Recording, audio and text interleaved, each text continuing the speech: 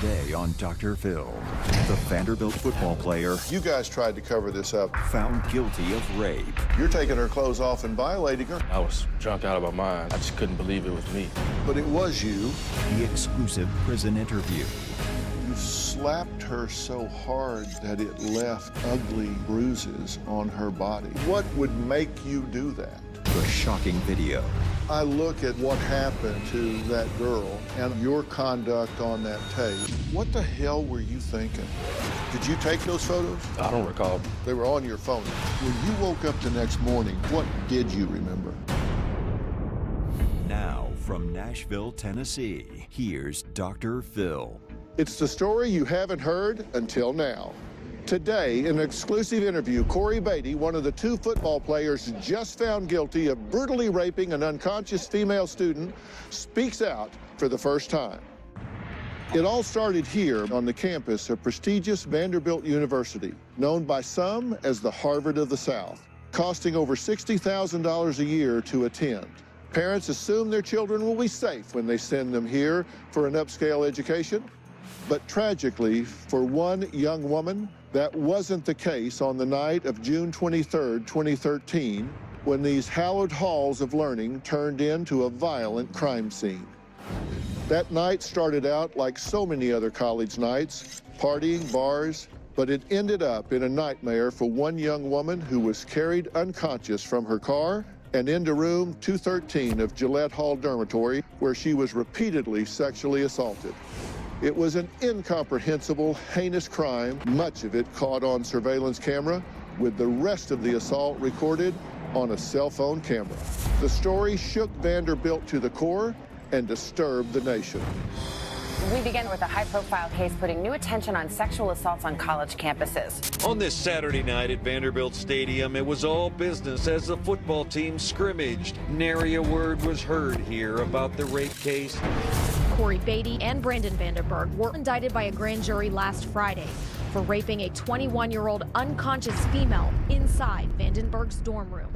Beatty's bond is currently set at $350,000. The victim was on a date with Vandenberg before the rape occurred. He basically sliced her up and served her on a silver platter to a bunch of his friends to rape. Surveillance video showed Vandenberg carrying the woman to his dorm, accompanied by his teammates. He gets in an elevator and goes up to the second floor. Mr. Vandenberg carries her out of the elevator, through the surveillance-covered hallway, and into room 213. When they enter room 213, there is no longer surveillance coverage, but cell phones come out. Eventually, they pick her back up again after they're done taking these pictures and drag her over to Vandenberg's dorm room. Within 2 minutes of entering the room, this unconscious woman is dumped on the floor and she starts to be sexually violated. According to prosecutors, Vandenberg took pictures and video of the assault and shared it with friends. You've seen yourself in these videos, Mr. Beatty? I have. Can you explain your actions? I was just drunk out of my mind.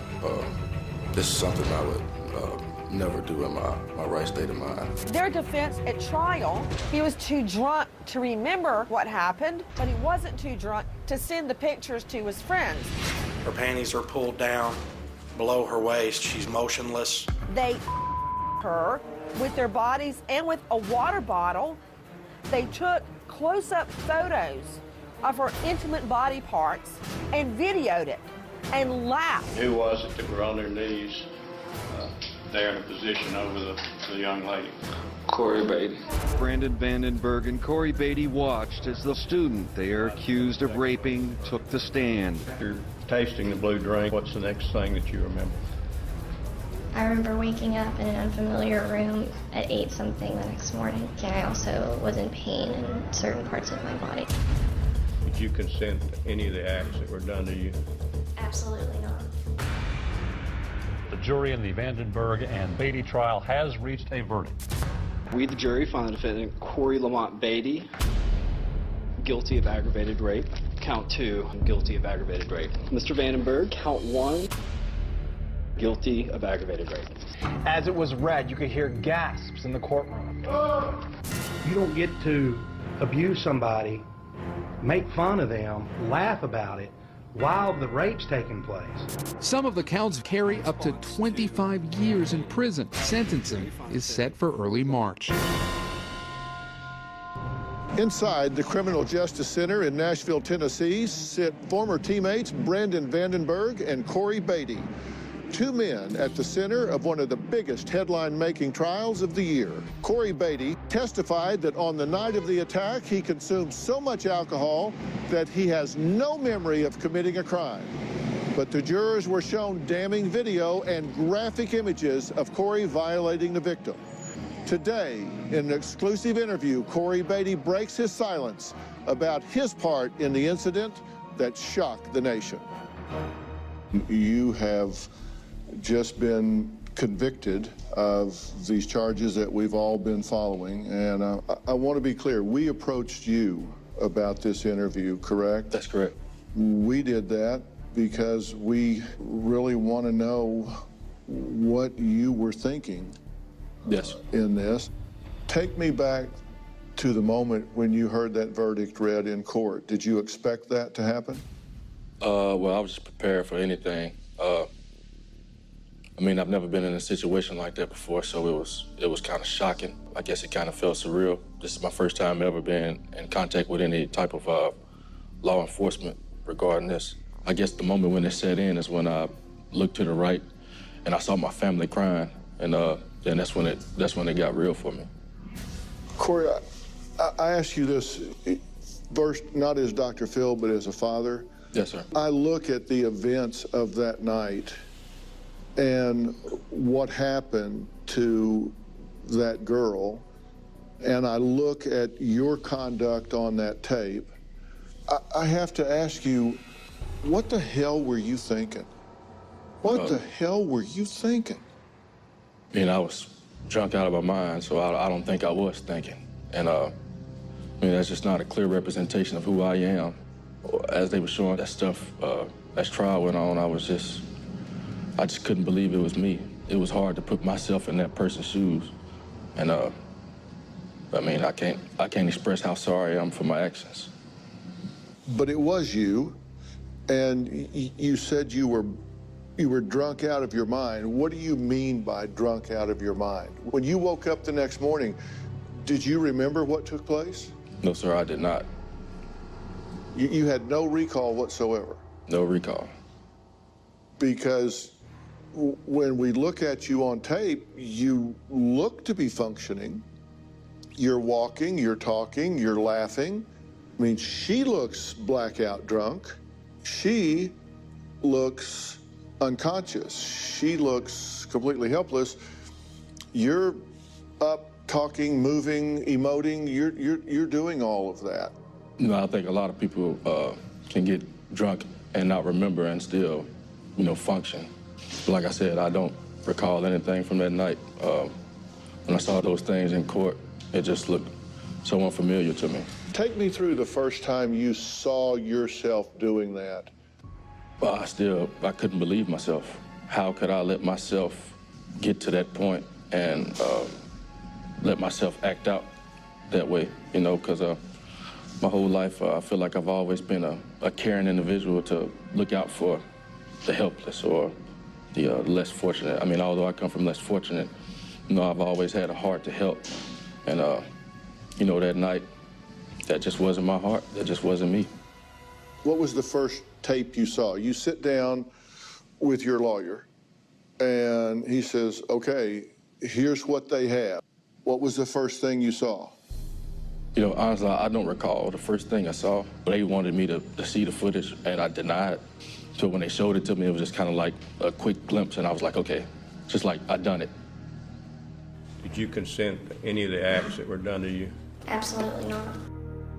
Did you consent to any photographs or videos being taken of you? Absolutely not. What did you say to yourself when you saw it?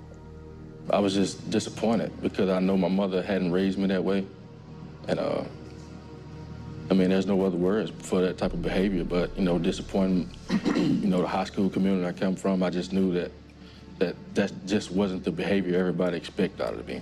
I wanted to kind of distance myself from that that event as much as possible, and not seeing that footage allowed myself to distance myself from it. That night, when this young woman is brought back to the dorm, you go out front, correct? From the footage, yes, sir, that's correct. What do you mean from the footage? From what I see on the footage, but like I said, I don't recall going out. But you don't doubt that you did. You saw it on the footage. Are you still trying to distance yourself from it? No, sir. I mean, that's me on the footage, clear as day. But, you know, I just don't like to think of myself in that light still to this day. I don't like to think that I'm that person. Was there ever one voice or anybody in the hall that said, hey, guys, come on. This is a human being. This is wrong. Not one voice, not one person said, come on, this is not okay. I mean, I don't recall what anybody said, but, I mean, from the footage, it didn't look like anybody was trying to intervene and stop. Listen, I've been doing this for like 35 years. I've worked with a lot of drunks, and I know that they black out for a period of time and then bits and pieces start coming back. And when they are triggered by certain stimuli, like pictures or people describing it, certainly video, then it starts to fill in the pieces. Honestly, I don't recall. It just looks foreign. I mean, Wow. I mean, I don't recall any other events. That's about the 15th time you've said, I don't recall. And you're saying that none of these pieces have filled in for you? That you're just like, I have no recall, no recollection of this whatsoever? Coming up.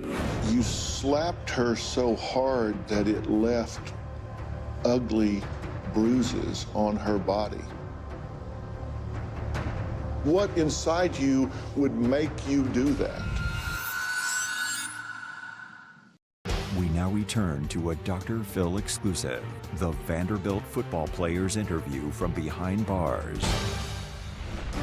Brandon Banks, Corey Beatty, Jaborian Tip McKenzie, and Brandon Vanderberg were all indicted by a grand jury last Friday for raping a 21-year-old unconscious female inside Vandenberg's dorm room. Defendant Corey Beatty took the stand in his own defense. You just say you have no memory of anything. I don't recall anything. You really expect people to begin and end with, I don't recall? I just don't recall. Sorry, don't recall, don't recall, don't recall, don't recall, don't recall. I mean, I could make something up. No, I don't want you to make something up. Oh, I don't want you to make I don't recall up either. Yes, sir. I'm not. Attorney Warwick Robinson represents Corey Beatty. He told the jury that while Corey's actions were unthinkable, his client was so inebriated that night that he, quote, blacked out, unquote, and has no recollection of what occurred. Do you believe he has total amnesia? I do. Of this whole thing? I do. Is I don't recall the right approach for him? It's the only approach because it's the truth. The truth is the best path. And that's why we put him on the stand. But he can't fill in blanks that he doesn't know. Well, see if you recall this. When they played these horrific videos in trial, you recall how you felt then? Embarrassed. I mean, I don't want anybody to ever see me in that light. Did you look at your mother? I could not look at her. Because I knew that's not who she raised. And I disappointed her more than anything. What does she say to her boy about that? She tells me it was a mistake, it was wrong, but, you know, we'll be okay, eventually. Corey, you were one of 13. Yes, sir. Right? You lost your father to cancer very early on. How old were you? I was 9. So you grew up through so much of your life without your dad? Yeah. Tell me about that. You just would be so disappointed. And that's what hurts, you know, deep down, because I know I let him down. What did he want for you? He had been coaching me my whole life. He was so strict on me. And then when he died, it's just like, I don't know. I just felt like I was on my own. High school, you know, everybody had their dads.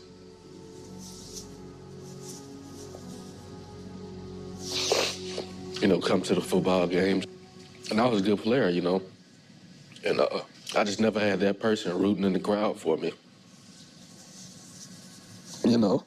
What would he have said if he had been in that courtroom and seen those videos, seen those pictures? I would like to think I wouldn't be in this position if he was alive, honestly. I just think a man needs his father at a certain point in life to mold him and discipline. And I think I missed out on that. And I kind of had to choose my own direction, you know? Because he wasn't there, do you not know right from wrong? No, I know right from wrong. Are you angry inside? From the death of my father? Are you angry about anything? I mean, I've always said rape's not about sex, it's about power, it's about anger, it's about violence. What you did that night was violent. Where does that come from? Oh, I don't think I was angry. I think that was probably one of the happiest times in my life. I was playing college football. I was at a great university, getting a great education. So I wasn't angry. You slapped her so hard that it left ugly bruises on her body. Like I said, I don't remember that happening. What inside you would make you do that? I don't know. To this day, alcohol washes away inhibitions. Why did those behaviors come bubbling out? I have no idea. Did you know Vandenberg? No, sir. You didn't know him before this night? I knew of him, but I didn't know what his character was like. How did he know that I can go find some defenseless young woman that's completely unconscious, bring her back to the dorm, and expect to get with some guys, strip her down, and violate her? How did he know that was going to be acceptable and okay? I don't know where he learned that from. He was right. How did he know that? I don't know. Like he ran with a different group of people than I ran with. I don't know what they do, but man, my group of friends, that was not what we did. Well, apparently it is what you did. That's what you did that night. We know, based on video evidence, within 2 minutes, you're taking her clothes off and violating her. How did you didn't even know him? I didn't know him. But as far as his character, I had no idea. What do you think of his character now? I think he's a good kid, honestly. I think he just got caught up in some unfortunate circumstances. So you'd hang with him if this all went away? I wouldn't kick him to the curb. No, I would still call him, hey, how you doing? Stuff like that. Why do you suppose he went out and got this girl and brought her back to this dorm full of boys? I don't know what he was thinking. I had no idea. This good kid, why do you think he brought her back there? You think that shows good character? If he hadn't brought her back there, would you be here? Coming up, the cover-up. You guys tried to cover this up after the fact. There's no question about that, right? We need to keep our mouth shut and hope this thing doesn't blow up. We now return to a Dr. Phil exclusive, the Vanderbilt football players interview from behind bars. Two former Vanderbilt University football players are trading the gridiron for iron bars. They were found guilty of rape and assault in connection with an on-campus attack in 2013. When did it dawn on you that something really bad had happened? When I got the phone call the next morning, and I talked with one of the co-defendants, Mr. McKenzie. What was your reaction? But he was like, you know, last night was crazy. You know, check your phone. And I was like, what are you talking about? And then I looked through my phone and I saw some images of an unidentified woman. I didn't know what happened to her. And immediately something just clicked inside of me, and I was like, what happened? I was on the way to church, and I was just asking myself, like, what's going on? Like, what's happening? And then rumors and stuff started spreading. I didn't know what had happened. You see these images on your phone. Yes, sir. That didn't bring back any memory. No, sir. And what'd you do with those images? I deleted them immediately. Immediately. Get the hell rid of these. Yes, sir. You were ashamed of those. You wanted those gone. Absolutely. Did you take those photos? I don't recall. Like I said, I don't recall taking the photos. I didn't know how they got there. They were on your phone, though. You just don't remember whether you snapped them or somebody snapped them with your phone. Yes, sir. Did you know who it was? I did not. I didn't know what had happened to her. Did you recognize the setting? Could you tell these happened in the dorm, or? I knew the place looked familiar, but I didn't know who the woman was in the phone. I didn't recall anything, and I immediately deleted them. Then you guys have a meeting that's been referred to as the Popeyes. 5 of you meet at Popeyes. And what was that meeting about? At that time, the rumors had started spreading. And Chris Boyd, he was kind of like my big brother mentor type. And he was just kind of reassuring everybody that, just calm down, just calm down. It'll be all right. And y'all all decided we need to not be talking about this, need to get rid of all the images. Yes, sir. It just wasn't. Yes, sir. So, it's what's been referred to as a cover-up meeting. I would call it a scared meeting. I mean, everybody was just frantic, like, what happened? What do we do? Like, everybody was just kind of, like I said, frantic. Clearly, you guys are young. Young guys do stupid stuff. You guys tried to cover this up after the fact. There's no question about that, right? Yes, sir. You tried to bury, you tried to get rid of all evidence and hope this didn't come to light. Yes, sir. You guys were scared. You were panicked. You were saying, look, everybody needs to keep their mouth shut, get rid of all these images, get rid of all these videos. We need to keep our mouth shut and hope this thing doesn't blow up on us. It's true. When you first talked to the police, you lied to them. I did. Who did you make the statement, they say I raped some bitch? Who did you make that statement to? I don't recall who that was. Maybe a text message to my girlfriend at the time, maybe. It's an interesting choice of words, some bitch. Because you're saying, that's not me. I'm watching myself on tape. That's not me. That's out of character. That is not me. I was not raised that way. My mother didn't raise me that way. Yes, sir. Not some girl. They're saying I raped some bitch. Yes. Tell me about that. I just think at that point, I felt everything that I had worked for started to crumble. And that was kind of the anger inside of me. I didn't know who the young lady was. Very poor choice of words, obviously. But I felt everything I had worked for crumble in, and I knew how, if it got out to my family, how disappointed they would be. And I think that word and that text message was just kind of like a resemblance of all the anger. It wasn't towards the young lady. When you're in court, yes, and they're playing those videos, and that young woman is there watching those videos, watching you put your buttocks in her face, watching you do the things you did, did you look at her? Coming up. Had you not been drunk that night and walked into that room, what might you have done? I would have told them, y'all back off. Coach Franklin is going to kick all of y'all off the team. Your concern would have been getting kicked off the team. Your concern wouldn't have been for her. We now return to a Dr. Phil exclusive. It has happened again. College athletes accused of raping a fellow student. This time, it's 4 football players from Vanderbilt University.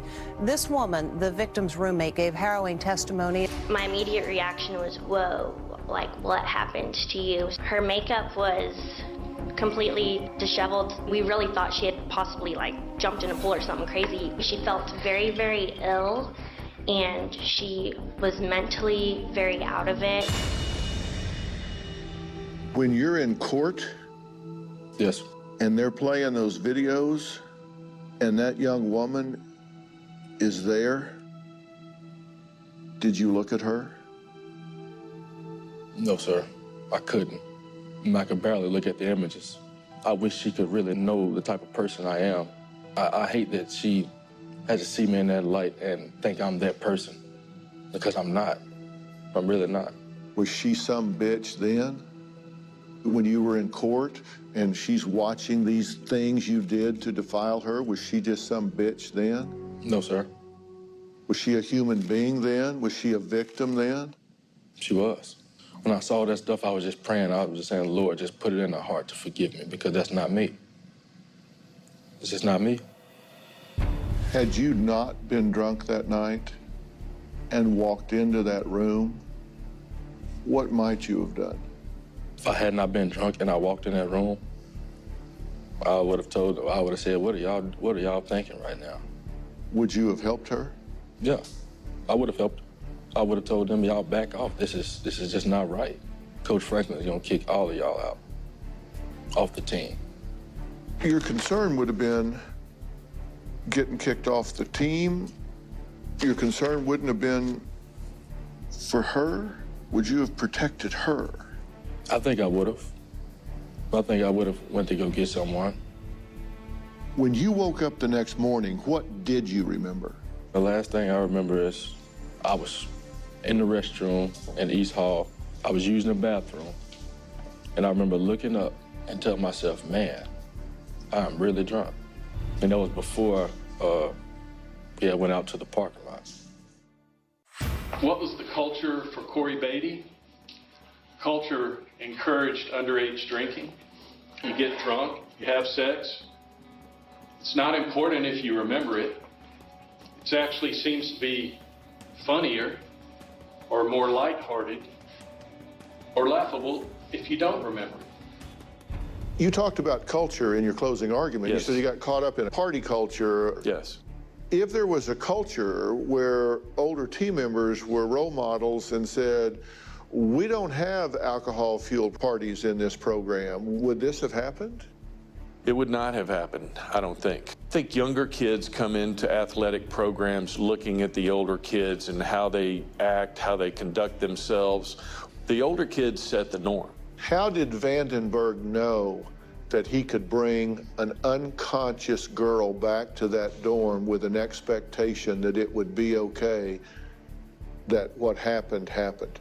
How does he know that that fits in this culture? I think this was just a situation where the planets and stars lined up. It was a perfect storm in the worst way. I've said before, if Mr. Vandenberg, they went back to her apartment, and I think the testimony was couldn't find her key to get in the apartment. If they had located that key, they never would have gone back to the dorm. Mr. Banks and Mr. McKenzie went to get some food at a local restaurant. If the line at that restaurant had been 5 minutes longer or 5 minutes shorter, Vandenberg would have never passed in the night with McKenzie and Banks. Never would have happened. I'm really interested in what you did when you do recall. You said that there's more to you than what happened that night. And so what I'm trying to look at is what your behavior is like, there's like drunk Corey. Yes, sir. We know what drunk Corey did because that's on video and pictures. So I'm trying to see what sober Corey did because that tells us more about who you are. Afterwards, you sent text, video gone, ? Right? That was a text you sent. Yes, sir. If that was on the record, that's... And then you sent one that said video deleted, right? Mm-hmm. You're checking to make sure this stuff's been dumped. Yes, sir. Okay. At this point, you knew this was bad stuff. You knew you had to clean this up. Were you afraid of it criminally, or were you afraid of it just embarrassment-wise? Both. Both. I didn't know what was on it. I was just afraid and scared. I didn't know. You hadn't seen it? I hadn't seen it. Nobody showed it to you at Popeyes or anywhere? Nobody, you didn't know what the videos were? I had no idea. Coming up, I don't know Brandon Vandenberg. I heard him on videotape laughing and egging people on. Really? This is your friend. You would be with this person again. I don't get it. The Vanderbilt football players' interview from behind bars continues. We, the jury, find the defendant Corey Lamont Beatty guilty of aggravated rape. What is just for Corey? What do you hope the court comes back with? My hope would be that it's with aggravated rape, it's a minimum of 15 years. This was not a situation where you had individuals that were lurking behind the dumpster, looking to prey on a young woman and grabbed her and dragged her off. I don't think that there was any plan in anyone's mind that this was an intention to do this act. I think it happened in the perfect storm. These 4 kids are not bad kids. Prison is generally to correct behavior, to change behavior. I think that can be done with a sentence that does not ruin these 4 kids so that they become more of a liability walking out. You're facing 145 years in prison. In Tennessee, the tendency for this kind of crime is to do 100% of the sentence, as opposed to like good time. Yes, sir. If that happens, that would mean you're going to die in prison. Yes, sir. That you'll never take another free breath in your entire life. Yes, sir. Should that happen? I don't think so. If not, why not? Because that's not a clear representation of who I am. So you think you shouldn't do the full time here? I don't think I should. For example, I ask you, we're talking here about, I've not met Brandon Vandenberg. I don't know him. I haven't met him. Yes, sir. But I saw a young man pull up in a car and get an unconscious woman out of the car and carry her into what turned out to be a savage, brutal rape scene. I heard him on videotape laughing and playing porn in the background and egging people on and going on and on. And I ask you, how do you feel about that? I'd hang with him. Really? This is who you would choose. This is your friend. You would be with this person again. This person that brought this girl into this dorm, you're in this situation, and you're saying, yeah, but my judgment is, okay. Help me with that. I don't get it. I don't get it. I think everyone deserves to be forgiven and to be given a second chance. I don't think there was a clear representation of him. I know that's not a clear representation of me, but I do think people deserve a second chance, and I do think people should be forgiven if they've learned from their mistakes. Man, I'm all over forgiveness, but I'm looking for some insight here. I'm looking for... I think now, having gone through this situation, I don't think I could get peer pressured into anything like that ever again. But you were drunk and you don't recall what you did. Yeah, but I don't think alcohol will be a part of my life anymore. Are you afraid of prison? Am I afraid of? Yeah. Are you afraid that you're going to be labeled and that they are going to do to you what you did to her? You know, I think I can let the real Corey shine wherever, and I think people will feel that, you know, that wasn't a clear representation of him. And I think people will be apt to forgive me, but I know when people go into those places with these type of charges, you know, they do get harassed. Hopefully I can make it. Coming up. Corey, did you fail your mother here? Not embarrassed. This is on you, not her? She did her job. I failed her. We now now return to a Dr. Phil exclusive, the Vanderbilt football players interview from behind bars. I remember waking up in an unfamiliar room at 8-something the next morning. I felt very out of it. I didn't feel like myself. I felt very confused. I started to develop a really bad headache, and I also was in pain in certain parts of my body. I was embarrassed. Is there anything you want to say to the victim in this crime? Is there anything you want to say to that girl that was so defiled, debased, and humiliated by you and the others? I would tell her that I'm terribly sorry. And hopefully one day I can meet and explain to her that that's not me, and that she can really get a feel for who I am, the real Corey Beatty. And I wish I could take it all back. I wish there was a button that I could just delete everything, but unfortunately it's not.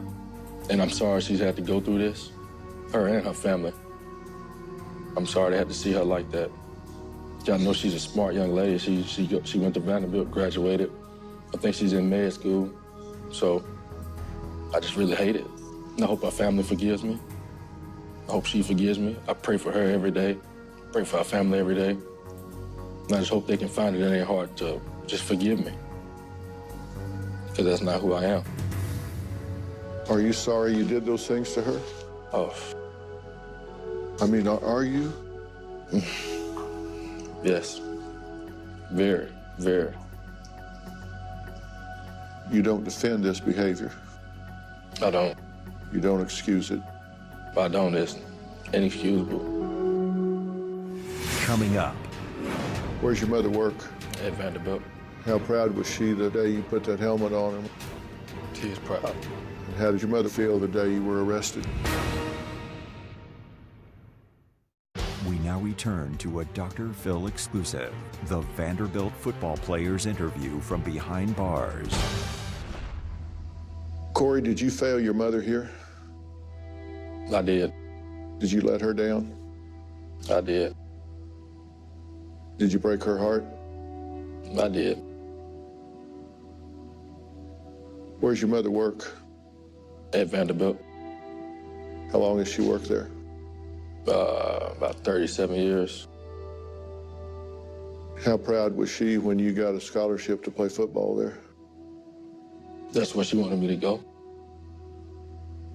So she spent her life there, working there, and then... Not embarrassed. Here comes her baby boy, and he gets a scholarship to play football there. Yep. How proud was she the day you put that helmet on and walked out there? She was proud. And how did she feel the day you were arrested? I'm sure she was heartbroken. Will you ever sit in her kitchen again? I pray. I pray and hope. This is on you, not her? She did her job. I failed her.